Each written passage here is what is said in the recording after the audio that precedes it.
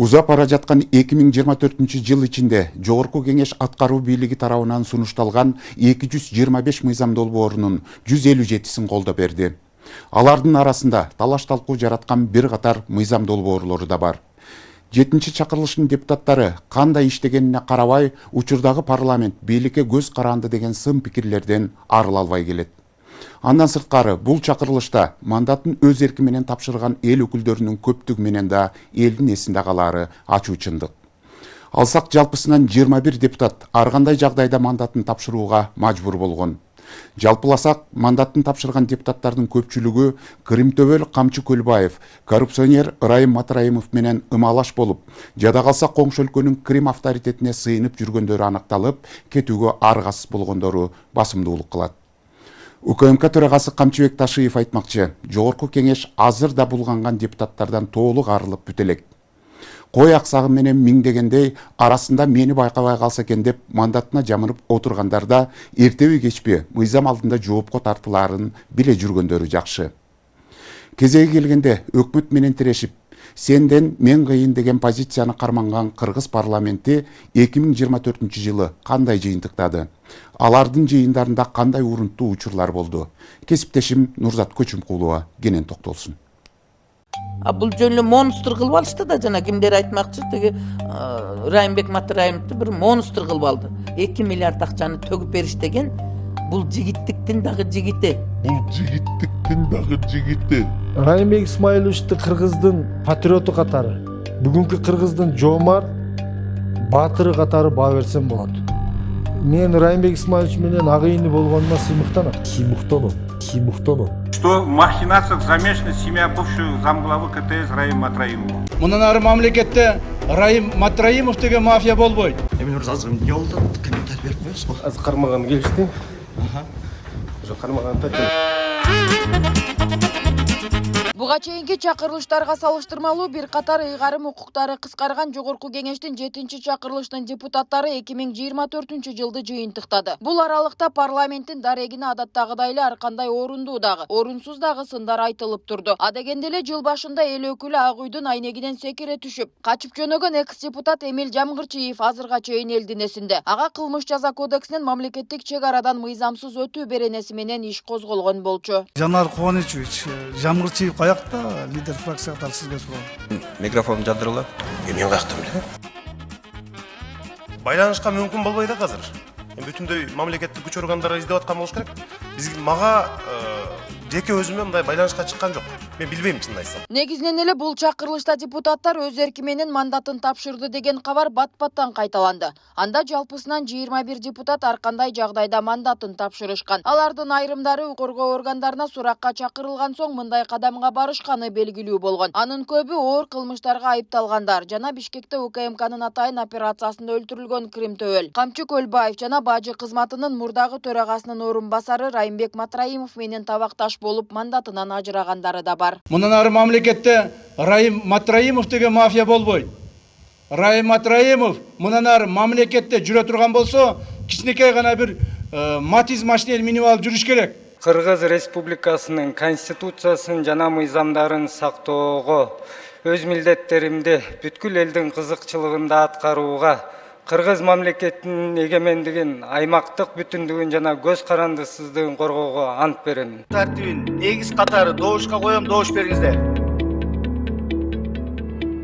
Өзүмдүн атыман жана ошондой эле Гостройдун жетекчилигинин атынан кечирим сурап кетет элем, түшүнбөстүк болуп кеткен үчүн. Эркелесең эркеле дейт, бирок чолчоңдоо дейт. Чолчоңдоо жүрүңүз. Депутаттарга акыл үйрөтпөй. Бир дагы пункт аткарылган жок китеп маселеси боюнча. Анан каяктагы Сингапур, каяктагы Малайзия. Малайзия, Сингапурду айтпай эле коюңуз.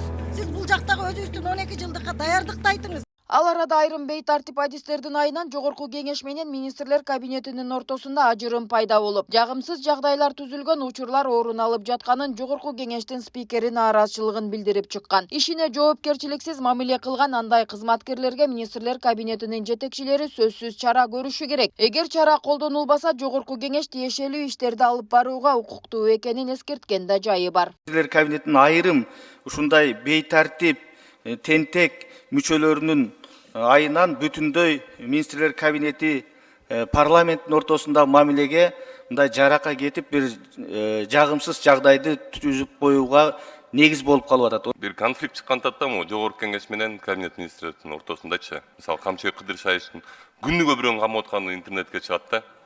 Садыр Нуркожоевич деле на местах силерди коюп жакшы иштеп берсин деп атат. Болбой эле подводить этип атасыңар да. Коррупция бүтпөй атат. Эми мен түшүнүп атам. Камчыбек Кыдыршаевич баарын камап бүтө албайт баары бирчи. Баары бир общий жардам беришибиз керек биз. Анан кийин бир жерге барып жакшы болбой атат, могу жериңерде эле туруп эле ызырынып эле силер киришпегиле, анан мынтпегиле, анан тиңитпегиле дегенде мен айтып кетейин, мен эл өкүлүмүн. Депутат барган жерге дагы өзүнчө мындай программа менен барыш керек.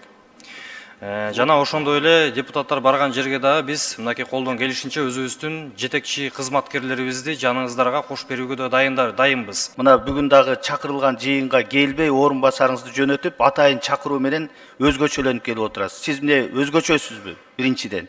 Экинчиден, сиз көп эркелебеңиз. Ар бир бийликтин учурунда, ар бир бийликтин тушунда эрке балдар болгон сизге окшогон. А көргөнбүз ошо эрке балдардын тагдыры аягы эмне менен бүткөнүн. Биринчи ошо эрке балдар жазаланат. Учуру келгенде. Сиз биздин бүгүнкү бийликтин көлөкөсүнө көө түшүрбөңүз. Мындай жүрүш-турушуңуз менен. Кыргызда жакшы сөз бар. Эркелесең эркеле дейт, бирок чолчоңдоо дейт. Чолчоңдоо жүрүңүз. Депутаттарга акыл үйрөтпөй. Качан барыш, качан коюшту депутаттар өздөрү билет, өзүнүн округунда. Дегеле бул жолку парламент уран казууга уруксат берүү, чет өлкөлүк өкүл, мамлекеттик тууну өзгөртүү, дин тутуу эркиндиги, социалдык маселелер, табият кырсыгынан келтирилген зыяндарды калыбына келтирүү, салык саясаты, жалпыга маалымдоо каражаттарында жала, мазактоо үчүн айып салууга жол ачкан мыйзам долбоорлору сыяктуу бир катар чуулгандуу мыйзамдарды кабыл алды. Берген сурооңузга мен канаттана албайм. Реалдуу жашоодо элге билим берүү тармагынын акыбалы таптакыр башкача. Даярдыгы жок, ушундай реформаны баштап алдыңыз, азыр таптакыр акыбал өтө начар болуп атат да. Мисалы, сиз азыр айтып атасыз, балдардын ар биринин жөндөмдүүлүгү түрдүүчө болот. Мектепте китеп жок. 1 класстан 6 класска чейинки балдардын сиз койгон талап боюнча шарты жок. Азыр бүгүнкү күндө китеп жок да. Базарда сатылган китептерди дагы 1 жылдан кийин ал өзгөрүп кетет экен, кийинки жылы дагы жаңы сатып алыш керек экен. Тарынсаңар тарын кыла, тарынсаңар таласка бар дейт Кыргызда. Сиз министр катары мугалимдериңиз баары нааразы сизге. Мына апрель айында биз жогорку кеңеш токтом кабыл алганбыз. Китептер боюнча мына бул жерде Абакиров мырза экөөбүз комитеттерден өткөрүп жогорку кеңештен кабыл алганбыз. Бир дагы пункт аткарылган жок китеп маселеси боюнча. Анан каяктагы Сингапур, каяктагы Малайзия. Малайзия, Сингапурду айтпай эле коюңуз. Сиз бул жактагы өзүбүздүн 12 жылдыкка даярдыкты айтыңыз. Ошол эле учурда өкмөттүн айрым аткарып жаткан иштерине, түзүлгөн комиссиянын жыйынтыктарына ичи жылыбай, эл өкүлдөрү ортосунда кайым айтыша кеткен учурлар парламент жыйынында кадимки көрүнүшкө эле айлангандай. Ага мисал катары Борбор калаанын башкы көйгөйүнө айланган ыш маселеси бул жылы да актуалдуулугун жоготкон жок. Анда тиешелүү өкүлдөр аткарып жатабыз дегени менен Бишкек шаары смог боюнча дүйнө жүзүндө алдыңкы саптан түшпөй жатканын эл өкүлдөрү да кайра-кайра айтуудан жадабай келишет. 32 миллион доллар бул мэрияга жүктөлгөн. Мэрия тараптан жарандарга 8%-тен газ котел алганга уже кредиттер башталып атат. Ал эми Минеколояга 8 миллион доллар, то есть 6 миллион доллар каралган. Булар лабораторияларды курат, передвижение сатып алат. Бизге да каралган гидрометке. Бул ошол абанын сапатын изилдөө боюнча жаңы станцияларды курабыз. Ал эми 3 жылдан бери аткарылган иштер мына шаарыбызда почти 3000ге жакын бусик шаардан чыгып кетти. Газдаштырылган, газ менен жүргөн автобустар кирип, дизелде жүргөн бушиктер чыгып кетти. 40-50ге жакын, мен эсимде так жок, 40-50ге жакын соц объекттердеги жанагы газовый котелдорду, то есть котелдору көмүр менен иштеген, газдаштырылды. ТЭЦ ремонттон өттү, мурдагыдай түтүн чыкпай калды. Калты конуштар газификация кылып атат, Газпром мүмкүнчүлүгүнө жараша жылдан жылга. Андан сырткары экотех инспекция тарабынан банялар жана башка швейн отходдорду, шиналар жаккан ишканалар текшерип штрафтарды салып атат, токтотуп атат, жабып атат. Эми маселе келип туруп, ошол калты конуштарда калды. Эми элдер чөнтөгүнө жараша ошол көмүрлөрдү жагат экен, кара кечеден алат экен, Казакстандыкын алат экен, жылдан жылга азайып атат. Кечиресиз, сиз ушул бизде болгон жаңылыктарды окуп атасыздарбы, сүрөттөрдү көрүп атасыздарбы? Шаардын үстү капкара. Каяка жоголгонун мен түшүнбөй жатам. Сиздер жасап аткан чараларды биз сезбей жатабыз. Балким чындап эле кагаз түрүндө бардыңар иштеп атасыздар. Бирок иш жүзүндө факт боюнча карасаңыздар, соцсеттерге дайыма чыгып атат. Уровень загрязнения биз топ 3 шаарга кирдик дүйнө жүзү боюнча. Бул антирейтинг. Анан сиздердин жумушуңуздардын натыйжасы ошол жерден көрсөк болот. Урматтуу Айсылуу Турусбековна, бул маршрутта чыгып кеткени факт, бул анык тест оңдолгону факт, газификация болуп атат, бул да факт да. Сиз жанагындай азыр маалыматты укмуш бердиңиз. Тим эле шаардын абасы жакшы болуп калды деп. Жакшы эмес. Биз деле ошол шаарда жашайбыз. Аракет болушу мүмкүн, бирок эчтеке өзгөргөн жок. Тескеринче таптаза уу келип атат өпкөбүзгө. Биз сырттан келген жокпуз да, ошондуктан мен сизден сурап атам, аракет кылып атабыз, бирок жакшы болуп калды деп айтпаңыз да. Маселе көп, дагы көп бар. Биз сиздерге жолдорду айтып атабыз. Мисалы үчүн, газификацияга тез иштетип деп керек болсо Кыргыз Бишкек борборубузга режим чрезвычайно өзгөчө кырдаал киргизсек болот. Мындай кайым айтышуу иш маселесинде эле эмес, салык салуу чөйрөсүндөгү айрым мыйзам актыларына өзгөртүүлөрдү киргизүү жөнүндө мыйзам долбоорун талкуулоо учурунда да орун алган. Силер чоң көйгөйдү азыр түзүп атасыңар. Банктарда болгон юридикалык жактардын эсеп счетторунда каражаттарды бардыгы азыр ушул күчүнө кирсе, каражаттарды алып коет. Себеби кокустан жөн эле отуруп, жакшы татынакай салыктарды төлөсө, башка юридикалык жактын өкүлү кайрылса салык кызматка, мен төлөй албайм, бирок тиги башка юридикалык жактан мен алар менен түзүлгөн келишим негизинде өндүрсүңүздөр болот десе, бул кандай болот? Силер банктын системасына чоң азыр зыянды келтиресиңер. Урматтуу салык кызматынын кызматкерлери. Тем более талкуулоо болду комитетте. Алып коелу деп сунуш болгон. Азыр чыгып туруп эле мыйзамды же окугансызбы же билбейм да. Бунун баары алынды да, жок да. Бул жок, бул эми жалган маалымат да. Өткөндө жана ипотека боюнча айттыңыз, коомдун баарын будараш этип. Сиз барып комиссия менен текшерип көргөнсүз, баргансыз. Бул жалган маалымат да. Азыр деле барып текшерсеңер болот. Андай жок. Невозможно при цифровизации поменять очередь.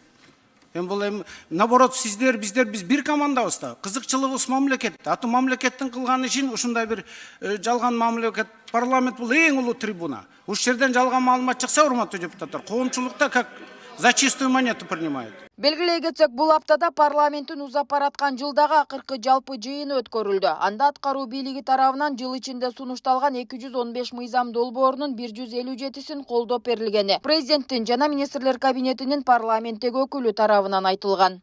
Жылды жыйынтыктап жатып, урматтуу президентибиз, министр кабинети өлкөбүздүн өнүгүшүнө, эл аралык интеграциялык процесстери кыраттуу кошулуусуна байланышкан чечимдерди мыйзамдаштыруу маселесинде Жогорку Кеңеш тарабынан ар дайым камкордук менен колдоого ээ болуп тургандыгын канааттануу менен белгилеп кетебиз.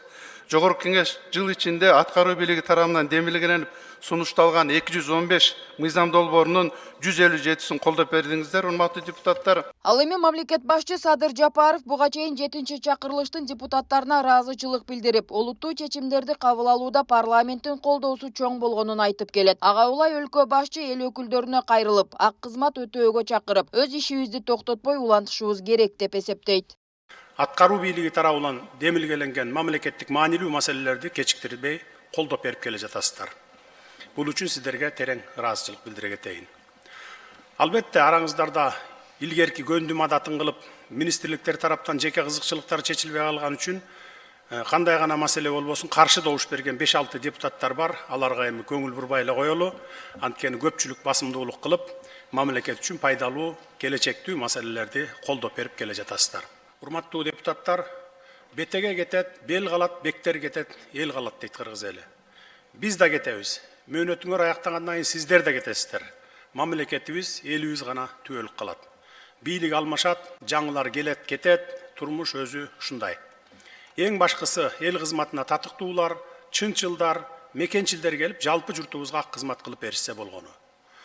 Мекенибизге, сүйүктүү Кыргызстаныбызга кылым кыйрынан бери нарк күтүп сакталып келаткан элибизге кызмат кылалы, таза, чын жүрөктөн ак ниет иштеп берели.